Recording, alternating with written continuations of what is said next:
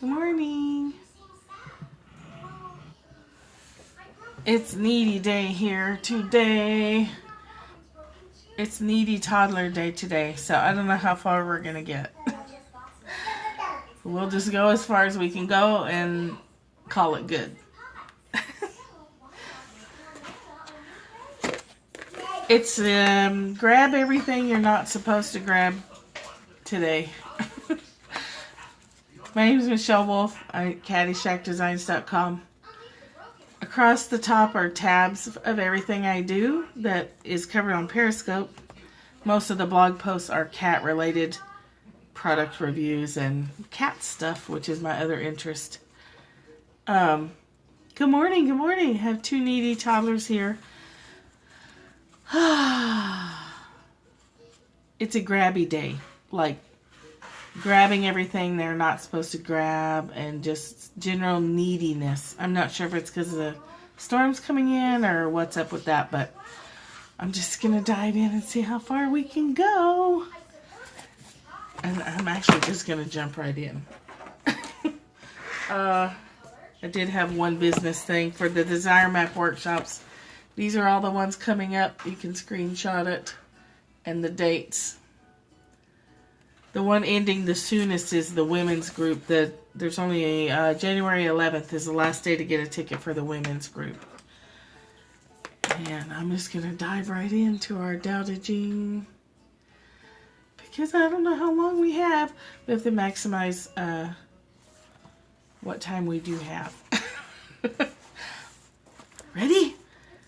We're on verse 33. Can you believe that? I think we're almost halfway through this book. Yeah, we're almost halfway. So today's kinds of power. Knowing other people. Knowing other people is intelligence. Knowing yourself is wisdom. Overcoming others takes strength. Overcoming yourself takes greatness. Contentment is wealth. That's true, isn't it? Boldly pushing forward takes resolution. Staying put keeps you in position. To live till you die is to live long enough. I like that. I like staying put keeps you in position.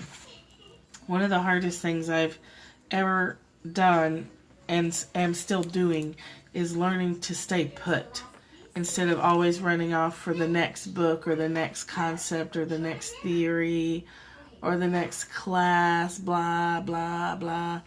To stay put with what I know.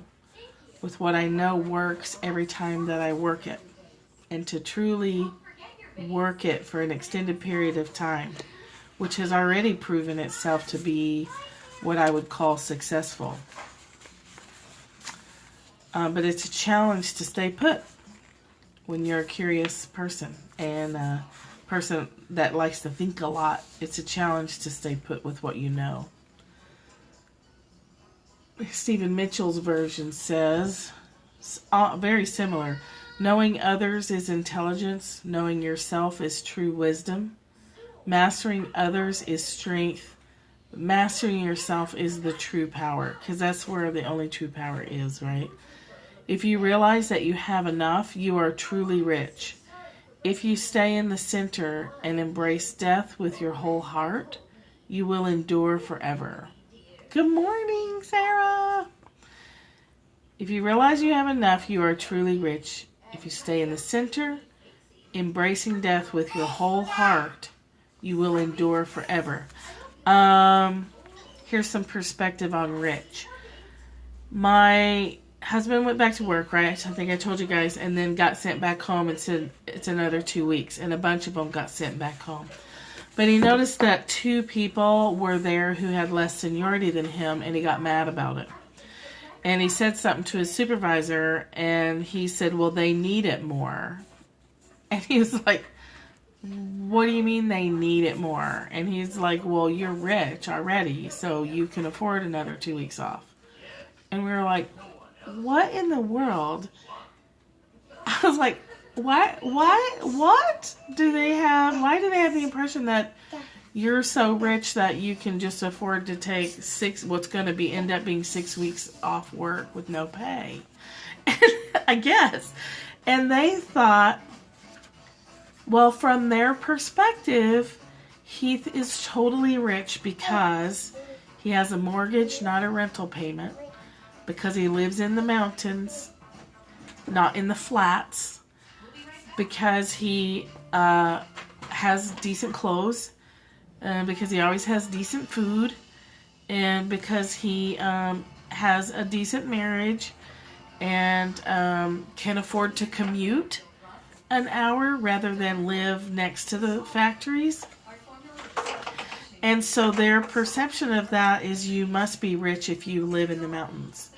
And then I was thinking, well, comparatively, he said they all live they live near the factory, which is surrounded by shacks and trailer parks. And they, Heath's truck is, I know, yeah. I mean, perception is everything. Heath's truck fits into what they drive, but he drives an old, I know, right? He drives an old beater truck because that's what he wants to drive. He loves his junky old truck, and it's mechanically sound. I think it's hideous, and I'm driving it today, and I'm like, I hate your stinky boy truck.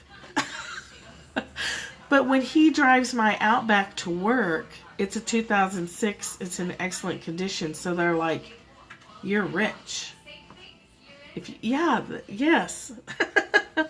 So I was like, wow,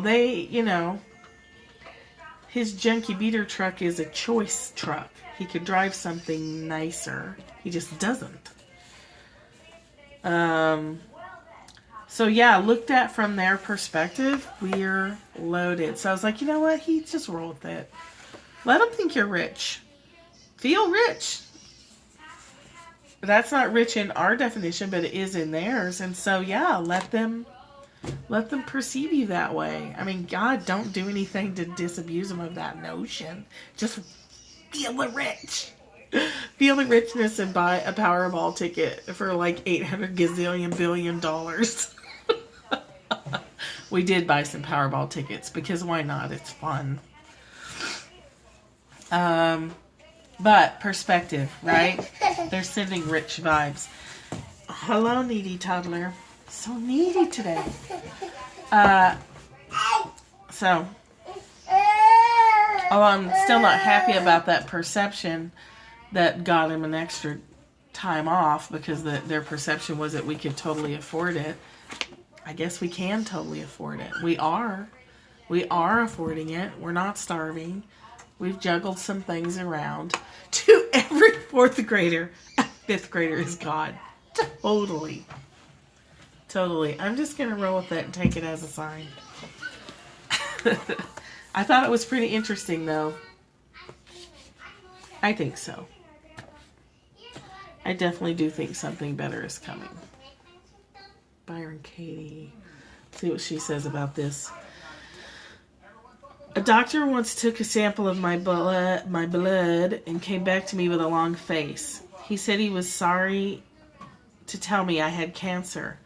Bad news? I couldn't help laughing. When I looked at him, I saw he was quite taken aback. Not everyone understands this kind of laughter. Later, it turned out I didn't have cancer, and that was good news too.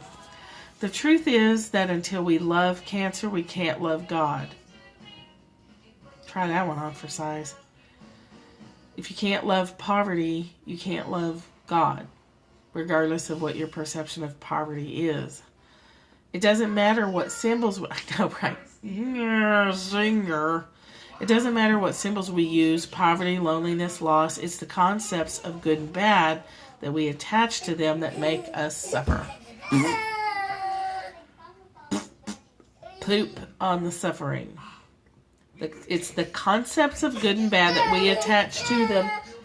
You know why she's over there yelling? Because I won't let her get behind the fireplace and drown in stuffed toys. And she's mad about it. She's over there trying to squish her tiny little body behind the fireplace. And she's mad. I'm such a meanie head. She keeps getting over there and nearly breaking her neck on all the toys. I was once sitting with a friend who had a huge tumor and she had weeks to live. As I was leaving her bedside, she said, "I love you." And I said, "No, you don't. You can't love me until you love your tumor. Every concept you put onto that tumor, you'll eventually put onto me. The first time I don't give you what you want or threaten what you believe, you'll put that concept onto me." This might sound harsh. It does sound harsh.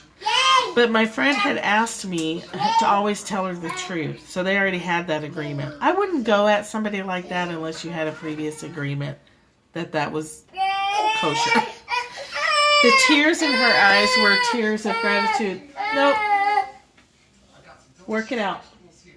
I have total faith you guys can figure that out. Oh, man.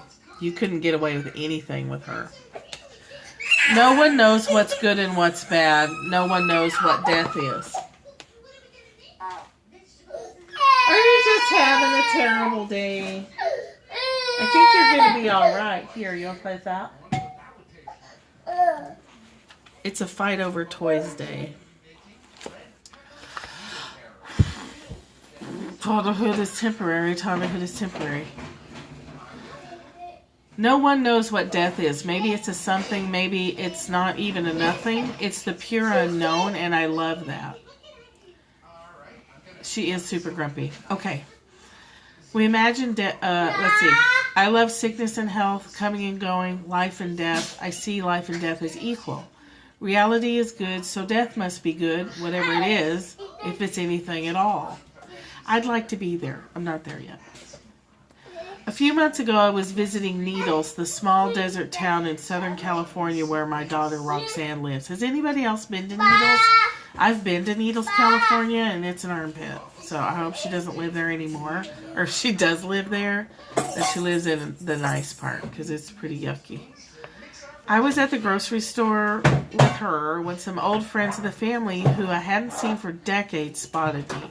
"Katie," they called out and then came up to me. They hugged me and they asked how I was. I told them, and they asked, "How is your dear mother doing?" And I said, "She's wonderful. She's dead." Silence. Suddenly the smiles were gone. I saw that they were having a problem, but I didn't know what it was. When Roxanne and I were outside the store, she said to me, "Mom, when you talk to people like that, they can't handle it." Can you just hear that? I can hear my daughter saying that to me. "Mom, when you wear stuff like that, you look like a soccer mom." And I'm totally offended, and then we have to go shopping.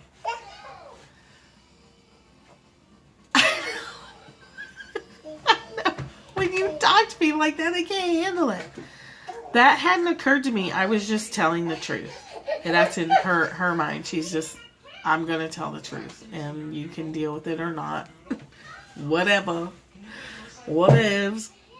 Until you experience death as a gift, your work's not done. If you're afraid of it, that shows you what to question next. There's nothing else to do. You're either believing childish stories or you're questioning them. There's no other choice. What's not okay about dying? You close your eyes every night and you go to sleep. People look forward to it. Some people actually prefer that part. And that's as bad as it gets, except for your belief that says there's something else.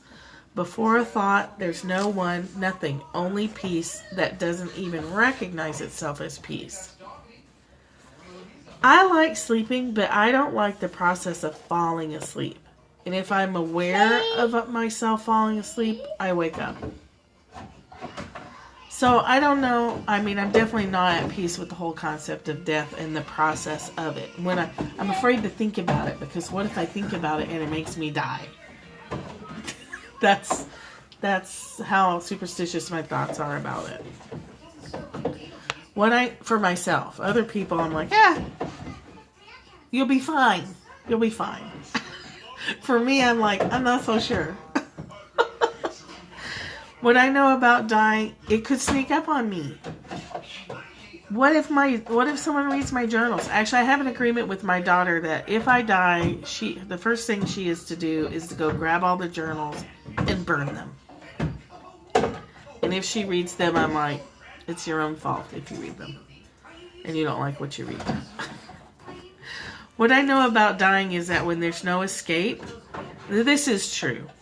When there's no escape, when you know that no one is coming to save you, there's no fear, you just don't bother. The 2 times I thought for sure, 100% that I was facing death, I really wasn't afraid at all. I really wasn't. I was totally calm. The worst thing that can happen on your deathbed is a belief. Nothing worse than that has ever happened. So if you're lying on your deathbed and the doctor says it's all over for you, all the confusion stops. You no longer have anything to lose. And in that peace, there's only you. So here's what I was thinking on the ride down here this morning.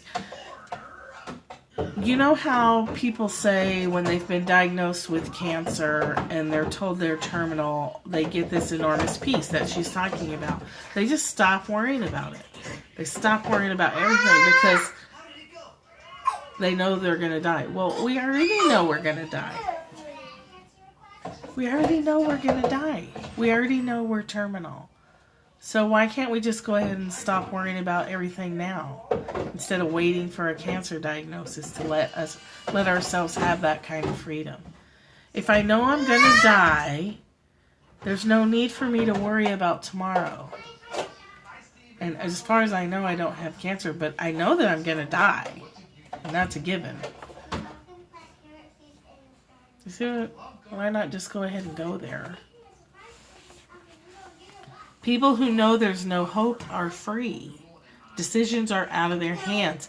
It's always been out of our hands. No wonder they smile on their deathbeds. Dying is everything they were looking for in life. They've given up the delusion of being in charge. We can do that now. We can give up our delusion of being in charge today. They begin to realize that nothing was ever born but a dream and nothing ever dies but a dream. When you're clear about death, you can be totally present with someone who's dying, no matter what kind of pain she appears to be experiencing. People throw up those memes that say live like you're dying, but that concept in our society can't happen without doing this work. Absolutely correct. Absolutely correct.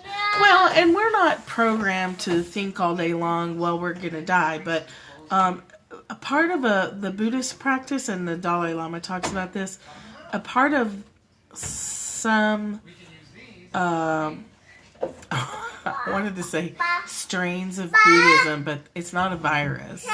What am I trying to say? Like branches of Buddhism.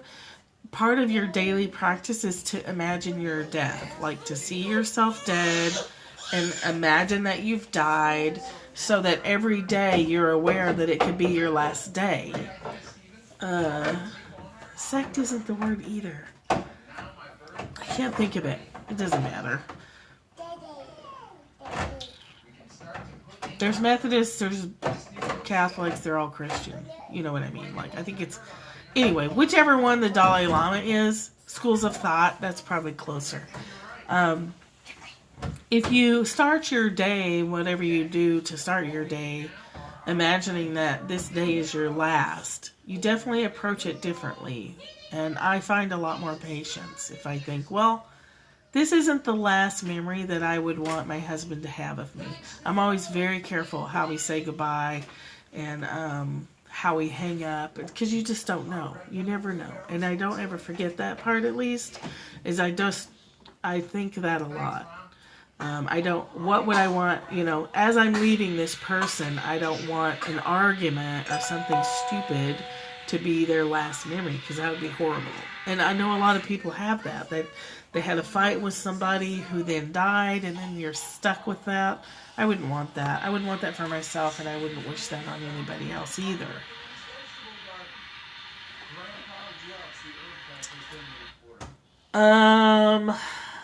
Dying is just like living. It has its own way, and you can't control it, like birth. Everybody's experience is different and the same. People think I want to be conscious when I die, and that's hopeless. Even wanting to be conscious 10 minutes from now is hopeless. You can only be conscious now. Everything you want is here in this moment.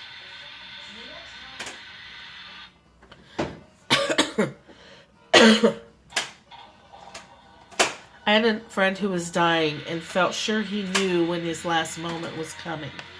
But we die at exactly the right time, not an instant too soon or too late. This man was intent on doing the Tibetan Book of the Dead thing. I don't know what that is. And his friends had promised to come to his bedside and do the rituals from the book. When he called them, they all came, they went through the rituals, and then he didn't die. They went home. A few days later, he was sure he knew. Everybody showed up, did the rituals, and again he didn't die. The same thing happened 2 or 3 more times, and finally everyone was like, when is this guy going to do it? It was like the boy who cried wolf. He asked me if I would be there on such and such a day for so many hours, and I said, if I can get there, I will. But as he was dying finally, the people he left in charge didn't even call me. It wasn't the way he'd planned. It was perfect instead. Oh, stories, I love them. What else is there? That's the end of that chapter. At least once a day, imagining, or at least contemplating for a moment or two, death and the knowledge that we're all terminal may influence how you make decisions. It might influence what you're going to spend your time thinking about. Like Michelle said, those memes, live like you were dying, in that song. There's several songs about that. You know, live today and live like today's your last day. But it's so much empty words unless you actually try it out. Unless you actually use it as a tool to stay awake. Oh my gosh, they're playing with each other in a box. It's so cute. Can you hear them giggling? They're opening and closing the flap on the big box their kitchen came in. It's really cute. Let me see if I can get you down here to see.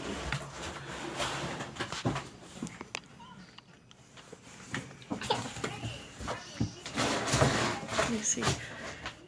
One's in the box. What you doing down there? Uh-oh. Uh-oh. Now we saw the phone. It's all over.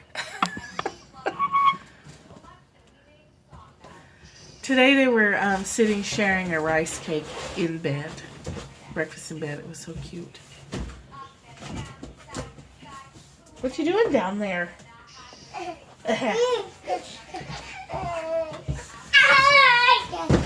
Oop. Okay. We actually got through a reading. I'm kind of surprised. I didn't expect we were going to.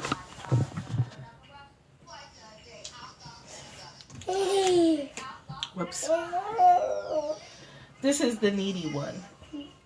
Oh, this is the needy one today. Mama, is that? That's Gigi. I look like your mama. Yeah, people would think you're nuts, right? If you verbalize it. You don't have to verbalize it. You probably shouldn't. Because, yeah, they will think you're crazy. Oh, my. Oh, my. Okay. They don't have to know. Yeah, it can be your own little... Oh, my. It can be your own little secret. Okay, you can have a minute and then we'll wrap it up. We were going to make Play-Doh or salt dough handprints today. And I got Avery's done, and Ashlyn flat refused to put her hand in the dough. Babe. Look. Look, baby. So we have one salt dough handprint and one blank one. I left the... You guys, we waited too long to make those. And now their hands are so big. That's a paper. You see paper? Oh, my. Oh. We think hitting people in the face is fun these days, too, and that's not funny. So, oop. I probably will have to use her foot. I'll just wait till she's sleeping. snack. Oh, get her hand when she's asleep. But her hands are big. See, we waited too long. Ah! So. Okay. Down you go.